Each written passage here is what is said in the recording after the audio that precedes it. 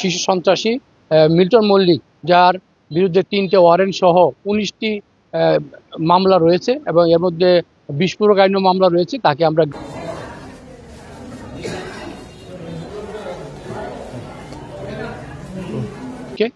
আমরা র্যাব 11 থেকে আমরা কিছুদিন ধরে মুন্সিগঞ্জে মোল্লাকালীতে যেসব মার্ডার হয়েছে এবং আরো বিভিন্ন রকম বোমাবাজি সহ বিভিন্ন কর্মকাণ্ড, আইন শৃঙ্খলা অবনতি করার জন্য বিভিন্ন কর্মকাণ্ড পরিচালিত হচ্ছিল।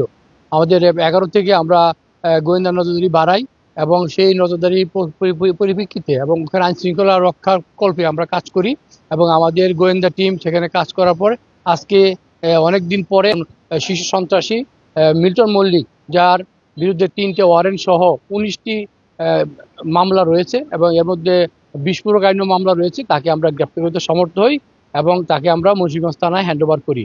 সে এলাকায় আইন শৃঙ্খলা খারাপ করার শর্তে বিভিন্ন সময়ে বোমাবাজি সহ গোলাগুলি সহ বিভিন্ন কর্মকাণ্ডে লিপ্ত রয়েছে এবং এলাকায় আইন শৃঙ্খলা দারুণভাবে সে নষ্ট করতেছিল।